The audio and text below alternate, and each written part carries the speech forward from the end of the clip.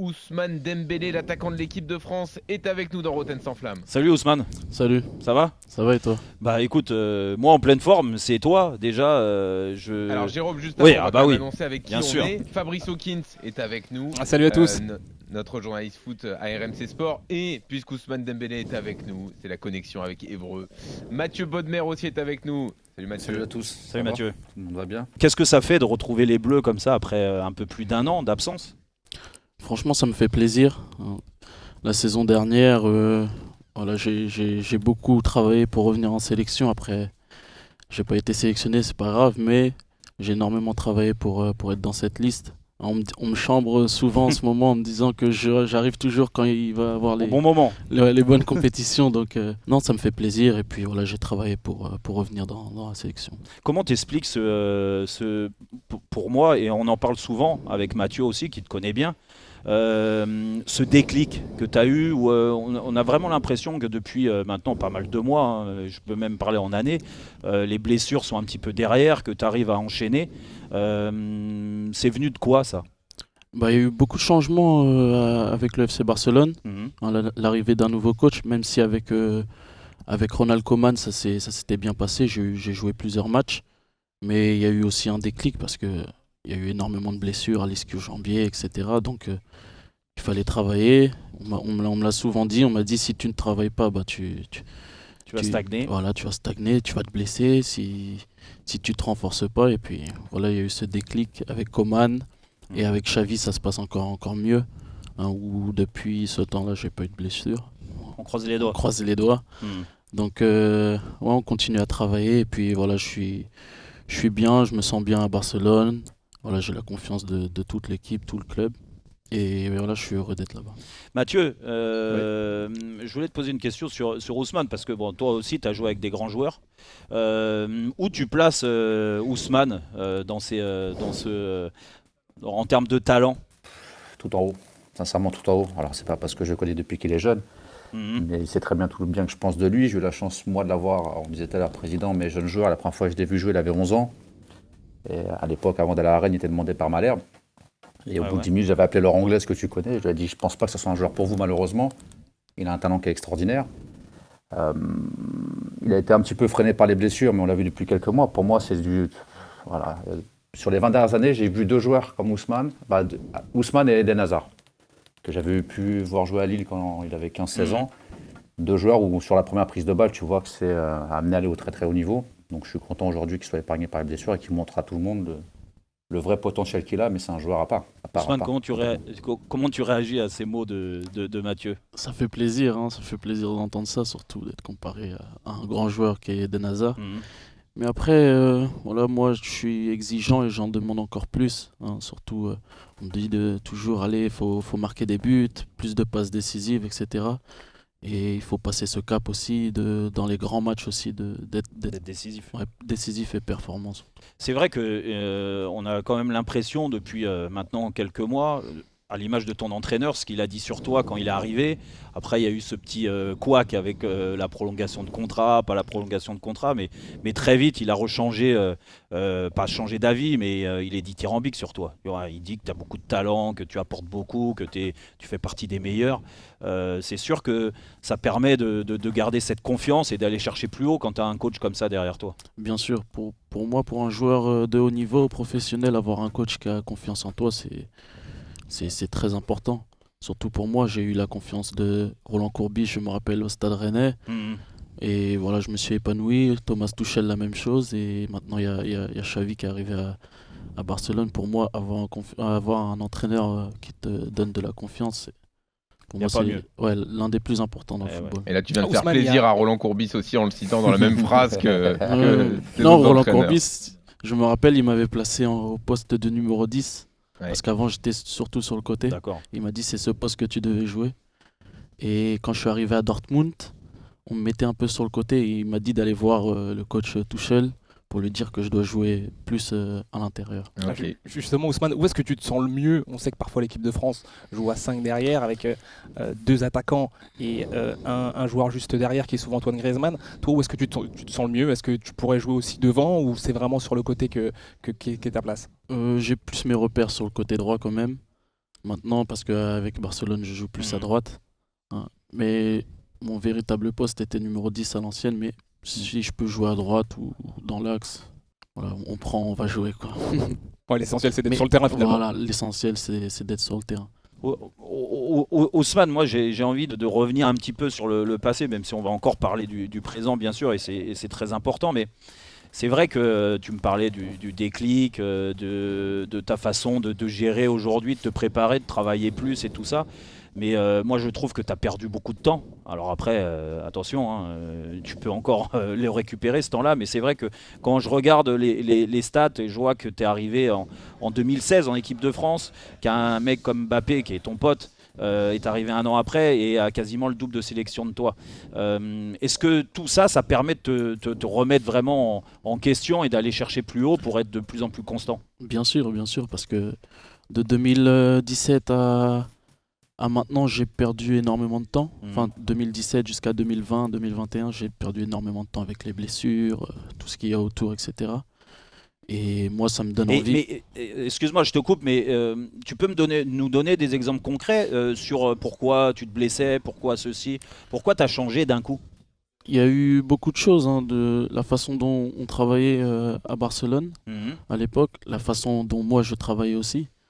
Hein, on m'a dit de travailler encore plus, de me renforcer, etc. Si tu fais pas le travail, tu risques de te blesser, etc. Et puis, il y a eu tout ça. Et voilà, il y a eu ce déclic quand Coman il est arrivé, qu'il fallait que je travaille, etc. pour pouvoir jouer, pour pouvoir être performant, pour avoir la santé au moins. Un minimum, avoir la santé pour pouvoir jouer et après être performant petit à petit. Est-ce que dans ta vie aussi privée, parce que ça, et je parle en connaissance de cause aussi, on a le travail invisible, c'est la récupération, c'est tout ce qu'on met en place, comment on mange. Est-ce que ça aussi, t'as changé ta façon de voir les choses? Bien sûr. Après, j'ai été jeune, hein, comme tout le monde. Hein. Ah bah bien sûr. On a pu sortir, etc. Mais pas tant que ça. Pas ce qu'on imagine. Quoi. Pas tout ce que certains ont pu dire. Pas tout ça. Après, on a pu sortir, etc. On a été jeunes. Et après, il y a eu ce déclic aussi. J'ai grandi, etc. Il y a eu un peu plus d'expérience. Là c'est fini, toutes ces histoires-là. mais voilà, quoi. C'est tout ça. Quoi. C'est l'événement sur RMC. Ousmane Dembélé, l'invité exceptionnel de Roten sans flamme, avec Mathieu Bodmer qui est avec nous en plus de Jérôme. Mathieu, et de pour la première fois sur RMC. Hein. Il nous fait vraiment le plaisir d'être là. Et moi, vraiment, je lui en remercie encore. Je t'en remercie, Ousmane, parce que première fois sur RMC, ça marque hein, quand même. Première fois sur RMC et première radio tout court. Hein. Oui, première radio tout court. Ah oui. Ah oui. Ah oui, c'est quelque chose. Il n'y avait pas beaucoup de presse avant. C'est vrai. Justement, Ousmane, t'es papa depuis quelques jours, donc félicitations. Merci. Déjà. Félicitations. Ça. Comment est-ce que ça t'aide justement dans ta carrière, dans ta vie d'homme et de footballeur? Pour l'instant, j'ai pas encore réalisé. Hein. Attends, c'est tout récent. Ça vient juste d'arriver. Ça fait 4 jours. Donc, non, c'est bien. On grandit, comme on dit. C'était le moment aussi, d'avoir une petite fille, etc. Donc, c'est très bien. Plus de responsabilités. Voilà, plus de responsabilités, la vie de papa, quoi. Fais pas comme Mathieu et moi, hein, de divorcer au bout de quelques années quand même. Nous suis plus là-dessus parce qu'il n'y a plus d'oseille après. Après, tu vas finir comme moi à RMC ou sinon directeur sportif au Havre. Il y a pire quand même dans la vie, non ? Ouais, je plaisante. Ah oui, bien sûr. Écoute, je me mets avec toi, Mathieu, hein, là-dessus. Hein. Donc, mais moi, je me mets pas avec toi là-dessus. Fabrice. Aïe. On sent que voilà, il y a une bonne humeur en équipe de France. En plus, il y a pas mal de jeunes sur ce rassemblement, plus précisément. Toi, à 100%, avec les autres, évidemment, on sent qu'il y a vraiment quelque chose à jouer, que vous pouvez vraiment former une grosse équipe. Oui, bien sûr. Après, la vie de groupe, c'est très important hein, pour performer. On l'a vu au Mondial en 2018, où il y a eu toute l'équipe, il y a la qualité de l'équipe, etc. Mais c'est pas ça qui fait gagner un Mondial. Il y a tout un effectif, tout un staff. Et s'il y a une bonne ambiance, une bonne humeur dans tout cet effectif, là, tu vas performer. L'objectif, c'est toujours d'être champion du monde. Je suppose, quand tu as goûté à ça il y a maintenant 4 ans, vous y pensez certainement, mais est-ce qu'il y a aussi un petit doute avec tous les soucis qu'il y a actuellement qui entourent la Fédé et surtout le groupe France par rapport au groupe où il y a beaucoup de blessés? Ouais, bien sûr. L'objectif, je pense, c'est de garder le titre. Après, avec prudence quand même, parce qu'il y a certaines nations qui sont fortes aussi. Mhm. Hein. Pour moi, maintenant, il n'y a plus de petites nations. Tu peux perdre contre tout le monde, tu peux gagner contre Ouais. tout le monde.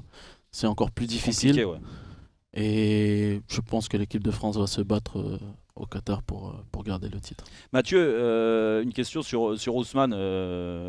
Est-ce que tu penses que, au niveau du potentiel, et j'ai déjà ta réponse, mais je te la pose quand même, est-ce que tu penses que, voilà, en termes de régularité, s'il continue comme ça, s'il arrive à gagner des grandes compètes, il pourrait être Ballon d'Or un jour? Franchement, je l'espère. Je dis la vérité, je l'espère. Pour moi, Ousmane, il a un talent extraordinaire. Et je pense que tout le monde ne se rend pas compte du talent qu'il a, de ce qu'il est capable de faire. Là, on le voit un peu plus sur la régularité. Mais moi, ce que j'ai toujours aimé avec Ousmane depuis tout petit, c'est qu'il joue pour les autres. Il est capable de dribbler toute l'équipe depuis qu'il est petit. Mais regarde ses stats, c'est toujours de faire des passes. Il veut d'abord servir ses coéquipiers. Et ça, c'est quelque chose que j'adore, que j'aime bien mettre en avant quand je parle d'Ousmane à d'autres personnes, par rapport à d'autres joueurs où c'est d'abord les stats, il faut marquer des buts, etc. Bah, lui, c'est d'abord faire des passes et faire briller ses coéquipiers. Et ça n'a pas de prix pour moi dans le football. C'est pas beau de parler de Kylian comme ça, hein, Mathieu. Pas du tout. Mais non, je plaisante là. Pas Non, du non, tout, je pas plaisante. du Non, tout. non, mais chacun c'est ses vrai qu'on caractéristiques. on a quand même la chance d'avoir Kylian Mbappé, plus toi, Ousmane, qui, je te dis, les blessures de côté, le talent que tu as, et moi je suis d'accord avec Mathieu. Dire, c'est pas te brosser dans le sens du poil ou de passer de la crème, mais franchement, c'est incroyable. Vous avez une facilité avec le ballon d'élimination. Toi, tu as en plus, je pense, en avance là-dessus par rapport à ta vision du jeu, où c'est vrai que tu fais plus de passes D, dû à ton poste aussi certainement. Mais franchement, c'est une chance de vous avoir tous les deux, hein. Ouais, c'est bien. Après, il faut encore continuer à travailler parce que le chemin est long pour arriver Ouais. tout en haut. Il y a énormément de bons joueurs. Et puis nous, on va continuer à travailler. Moi, je vais continuer à travailler pour grandir encore plus, pour aller encore plus haut. Fabrice.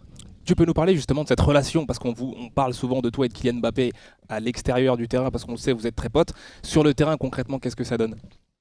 J'aimerais bien qu'on joue un peu plus ensemble. Ouais. J'aimerais bien qu'on joue un peu plus ensemble, mais ouais, sur le terrain aussi, on s'entend bien. Je connais ses qualités, il connaît les miens. Et puis voilà, on l'a vu, on a joué 4-5 matchs, lui et moi, Mhm. ensemble. Et voilà, ça s'est très bien passé. Je me rappelle contre l'Angleterre ou contre l'Italie avant le mondial. Et voilà, je veux tout faire en tout cas pour travailler, pour jouer dans le 11. Ousmane, c'est quoi? Est-ce que tu te fixes quand tu as le talent que tu as? Est-ce que tu te fixes un objectif suprême? C'est quoi ton objectif suprême? Est-ce que tu es très récompense individuelle avec le ballon d'or en perspective qui peut faire rêver tous les joueurs? Moi, ça m'a fait rêver aussi un jour. Ou la priorité, c'est plus collectif, de gagner une deuxième Coupe du Monde, de gagner la Ligue des Champions avec Barcelone. Je sais pas. Personnellement, moi, c'est de gagner la Ligue des Champions avec Barcelone. Ouais. Je veux vraiment que Barcelone regagne la Ligue des Champions. Ça fait maintenant 7 ans qu'ils n'ont pas gagné. Qu'ils gagnent des titres, la Liga. La Ligue des Champions, c'est le plus important pour moi avec Barcelone. C'est aussi pour ça que tu es resté cette saison? Bien sûr. Et bien sûr, avec la confiance de Xavi, j'étais obligé de rester. J'ai sa confiance. Je me sens bien dans le vestiaire avec tous ces jeunes, toute cette équipe. Et maintenant, ça fait 6 ans que je suis là-bas et je me sens bien. Tu as toujours voulu rester sur la deuxième partie de saison, par exemple à Barcelone? J'ai toujours dit à Xavi que je veux rester au club. D'accord. Après, c'est des négociations. Ouais, c'est contractuel. C'est contractuel. Donc, moi, je me disais pas que j'allais quitter le club, etc. Tu sais, c'est beau d'entendre ça parce que ça a été dur. Il y a beaucoup de gens qui ont parlé pour toi et nous aussi dans l'émission on l'a fait. Où on se posait la question. Il reste en fin de contrat, donc c'est peut-être pour aller voir ailleurs, pour aller au plus offrant. Mais en fait, tu n'as jamais fait de déclaration. Tu es toujours resté sage et puis surtout l'échange avec Xavi a toujours tenu alors. Elle a toujours tenu. Je lui ai toujours dit. Je me rappelle d'une réunion lui et moi en décembre où j'ai dit que j'allais signer mon contrat. Après, il y a eu ce qui s'est passé. Ouais. Mais j'ai toujours dit que je veux rester à Barcelone et je me sens bien là-bas. Mais tu sais, moi, ça me fait plaisir de t'avoir comme ça en face. Et Mathieu va me le confirmer certainement. Mais j'aime parce que tu mets la passion au milieu. Et on sent un mec passionné. t'aimes le foot en fait, voilà, à l'image de ce que t'es sur le terrain. Et ça c'est bien, et ça il faut que ça dure parce qu'on entend tellement de choses aujourd'hui qui sont extra-sportifs où l'aspect financier est important. Franchement c'est beau de Oui, parler c'est bien, comme ça, parce de que transpirer de foot. J'en ai bavé pendant ces 5 dernières années. Maintenant, tout le monde parle de football et ça, c'est beaucoup mieux. Moi, j'ai toujours rêvé de jouer à Barcelone et je réalise mon rêve et je suis très content. Mathieu, qu'est-ce que tu penses de ça? Bah, je me dis qu'on les a bien éduqués. Ouais, c'est bien. Non, je suis content. Mais non, mais ça ne m'étonne pas. Après, Ousmane, voilà, j'ai la chance de le connaître depuis longtemps. Mais voilà, il est passionné par le foot, ça parle que de foot, ça vit foot. Et c'est vrai qu'on a beaucoup de gens ont parlé pour lui pendant longtemps. Beaucoup de gens, les blessures et d'autres choses, on lui a inventé des histoires fantastiques. Mais au final, ça reste un joueur de foot et quelqu'un qui a envie de jouer au foot. Quand il rentre à Évreux, c'est pour jouer au foot, c'est parler de foot avec tout le monde.